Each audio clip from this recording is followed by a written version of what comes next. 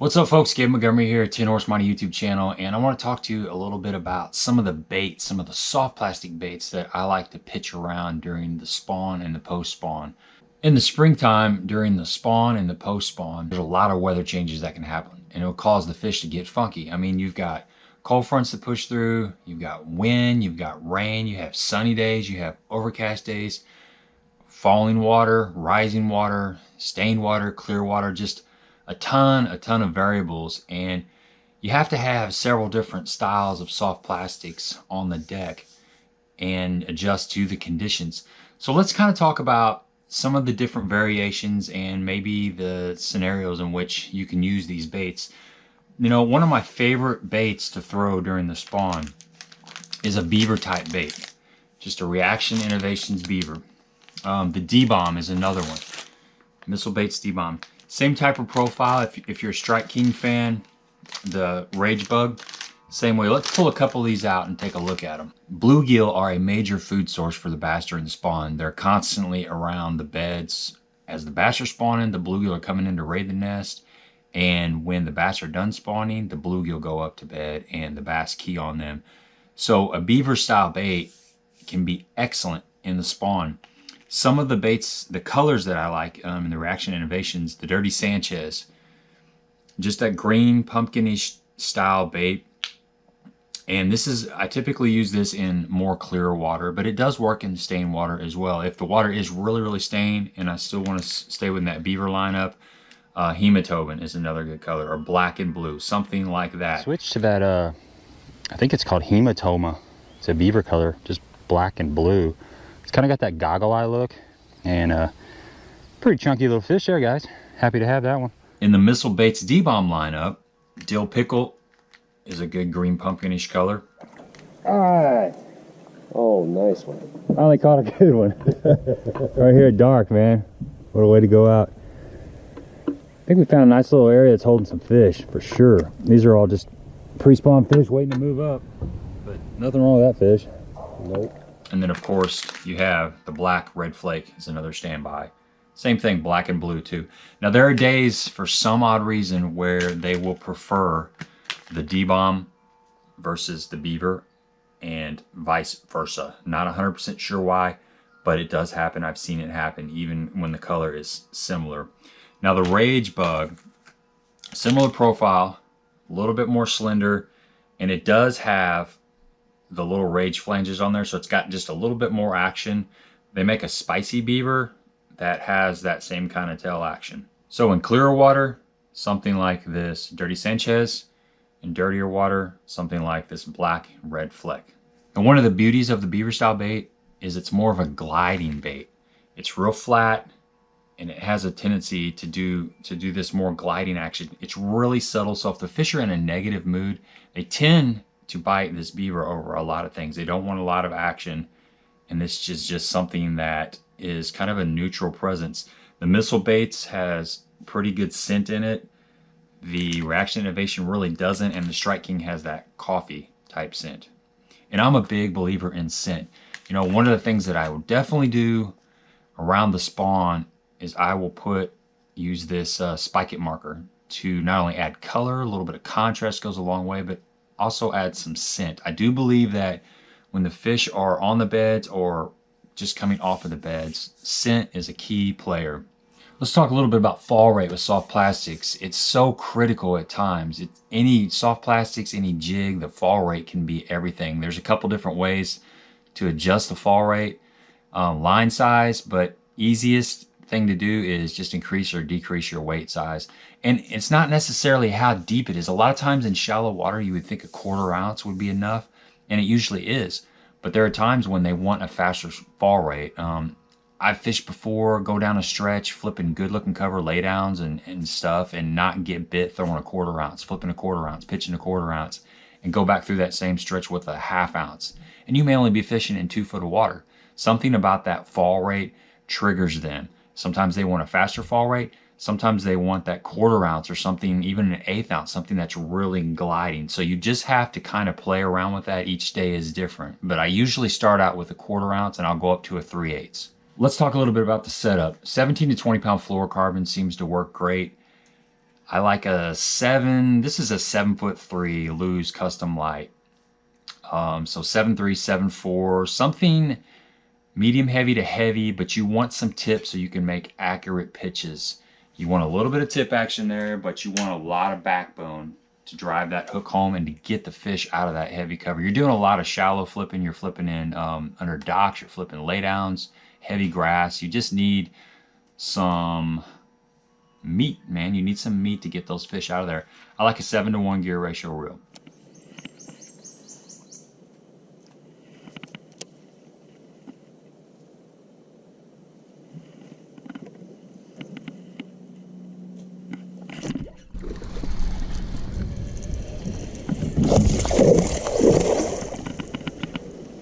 Dang, just came right off that tree. That was nasty. Nasty bite. Smoke. Get it, Finn. What is it, Finn? As far as the hook, I like a flipping style hook. Straight shank hook. Typically, a 4/0 hook is an all-around hook. Recently, I've been using the 6th Sense. That makes a pretty good flipping hook. I definitely like this plastic keeper on there. I'm not a big fan of the pins or the shrink wraps. I've had problems with the shrink wrap sliding down and losing that pin. So I'm a big fan of just this hard plastic keeper. I typically run a bobber stop when I'm flipping and pitching. It gives you a couple options. If you're in there real tight and you're flipping on heavy cover, what'll happen a lot of times is, let's say this is a tree limb or a little twig. You flip in there and the weight will go on one side and your bait will go on the other side. That's going to have a tendency to wrap around, so you can get hung up a lot more. And you know, if you get bit right here, a lot of times your line's down here and you don't get quite as good of a hook set. It has a tendency to pull it into the twig or the piece of wood. So that's when I'll slide this bobber stop down and I'll peg this sucker. It gets in and out of the cover a whole lot better. But if I'm flipping and pitching around, you know, a little bit more sparse stuff, I'll slide that bobber stop up. And that gives your weight a lot of freedom. That gives your bait a whole lot more action, and sometimes that's critical in getting a few bites. But if you've got a bobber stop on there, you've got the option of sliding it down to peg it, or slide it back up and it doesn't get in the way. It just makes sense. Now the next style of bait that I like to use when I'm pitching around the spawn is a crawl style bait. You know, the water's warming up. Usually it doesn't take long for those fish to get hungry and start feeding up. You know, I forgot to mention, one thing that'll happen after the spawn is the fish will stay in the same areas for a while. They'll usually get in the heaviest cover possible. So if you've got an area like a little pocket where they have spawned in, you know that, look for some laydowns or some heavy wood cover, some heavy grass, some docks, anything like that that's close to where they spawned at. Those are areas that the fish will usually pull out and rest. Sometimes they'll get out on that first drop. If you can find a little brush pile sitting out there a little bit deeper, that's something to key in. But definitely look for that heavy cover near shallow spawning areas. The Strike King Rage Crawl. This is an excellent bait for flipping and pitching around the spawn and the post spawn. It's got a lot more action than your beaver style baits, but the water's warming up, the fish are hungry, and a lot of times this will get it done. Some other baits in the crawl style that I really have a lot of confidence in, you know, the Gambler Burner Crawl is a good one. It doesn't have near the action as a Rage Crawl, but it's still got those flippers on there. It's more of a subtle crawl, I would say. It's a good one too. Now, probably my favorite of all times is the Speed Crawl. This is Zoom Speed Crawl. Caught a ton of really nice fish.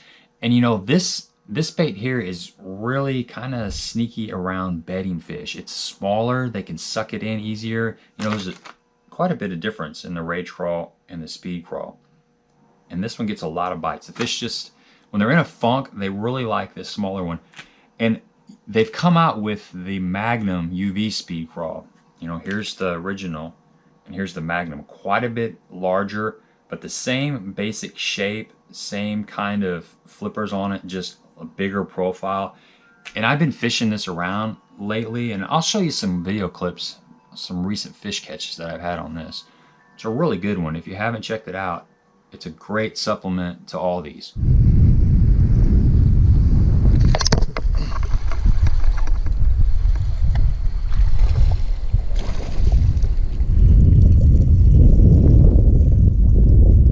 Moving up. it's starting to move up. Go, guys.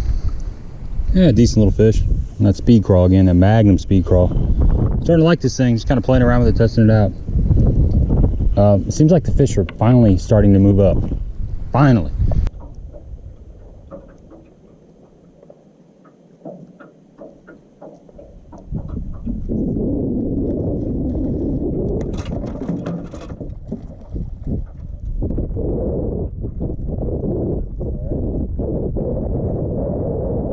Boy, Finley got really excited. Look at that one. That fish hit it as soon as it hit the water. Caught me off guard. Horrible hook set. But man, it seems like they just really kind of started coming alive all of a sudden. Good quality fish on that Magnum speed crawl. Man, this is fun.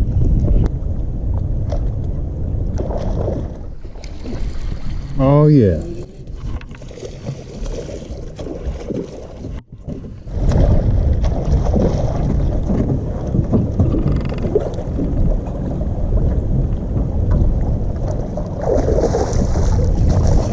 Oh, that's a beast, man. That's a big one.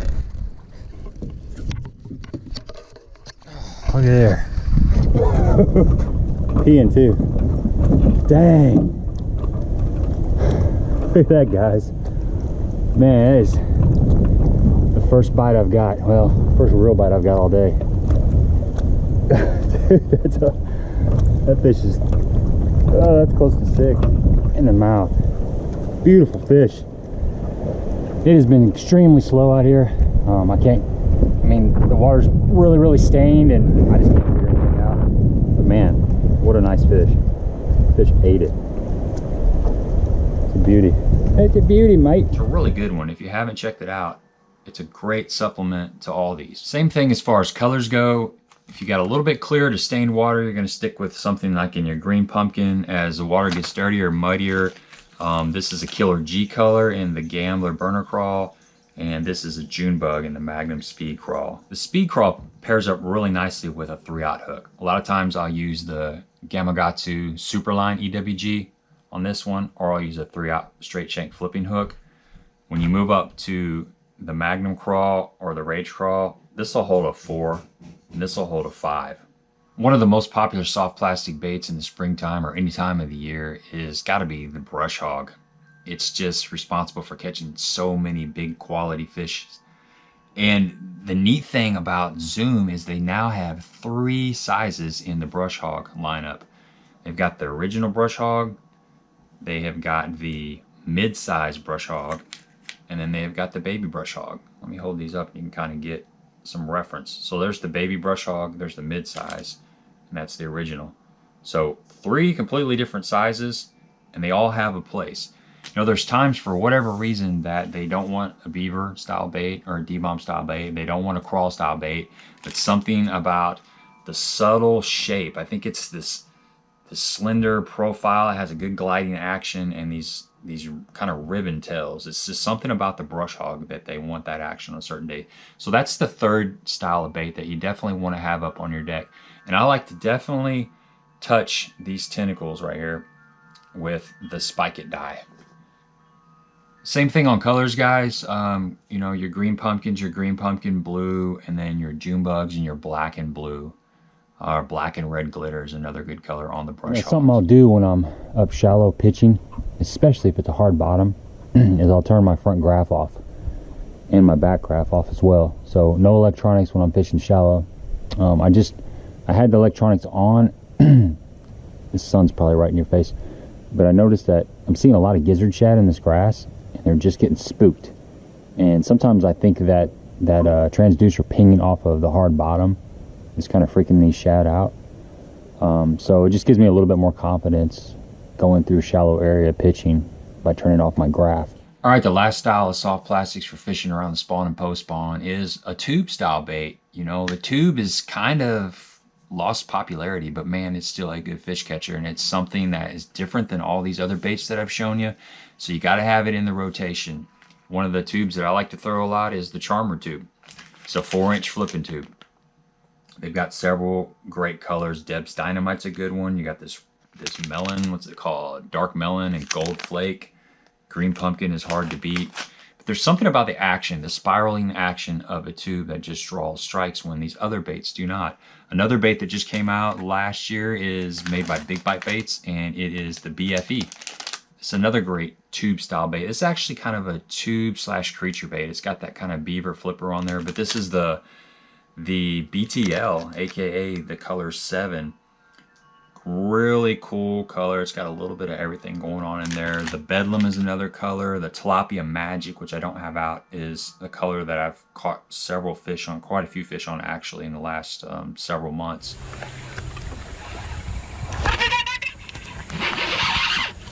There we go.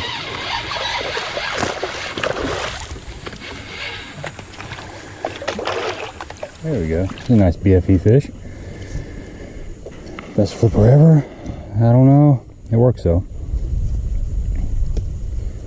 There you go, guys. I mean, this BFE works. No doubt about it. I'm starting to like it the more I fish it. Definitely want to pick up a pack. Punch rig works great. Texas rig works great.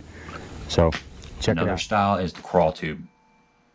You know, this is another hybrid. It's kind of a, it's just a different look. It's a bigger tube. So here's a 4-inch flipping tube. The crawl tube's got a bigger profile, so it's a meatier package, and I mean, I'll buy them by the 100 packs.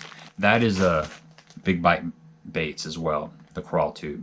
So as far as the tube is concerned, I really like to put the lightest amount of weight on a tube as I can. Sometimes if I'm fishing ultra shallow in really stained water, I will put like an 1/8 ounce on there. You can even flip that thing weightless, but somewhere between an 1/8 and a 1/4 ounce. I typically don't go really heavy unless I'm punching, but we're talking about just flipping in wood and shallow cover around spawning areas. And the hook is key on a tube. The tube is not notorious for missing fish on. You've got so much plastic, has a tendency to ball up on the hook, and you don't get penetration. So a hook that I found that works really, really well is this Owner cutting point. This is the J hook. It's a big wide bite short shank hook. It's really good. It's got this cutting point on the top, so you can see how fat that hook is. You know, this is a 5/0 hook, and they make it in like a 7/0 hook, but it's got a big bite, and it's great on that tube. You can see how this tube lays on there. You got all that bite underneath there. So you got plenty of clearance. So this tube is gonna do that on you. You got just a lot of bite on there. It's a great tube. So that's the Owner J hook. So there you go. That's some of my top baits. Let me know what some of yours are. I mean, there's a lot of different options out there, but these are just the ones that I have the most confidence. But it's really about finding an area that has been holding fish, looking for cover that's nearby. Pick up your flipping stick, your pitching stick, get in there, work it, and rotate through these different baits. Pick out the color based on the water clarity and the conditions. And if you think the fish are active, pick up something that's more active. If you're having problems, I would typically start with that crawl because it seems to catch the more aggressive fish. If that's not working, you're gonna have to kind of downplay the action a little bit. You know, throw the brush hog in there. That's a little bit kind of in the middle there. And then your beaver and your tube are probably the subtlest or the more finessey of the baits that I mentioned. But good luck out there on the water. Appreciate you checking out this video. Subscribe if you have not. Give me a thumbs up if you appreciate the content. Until next time.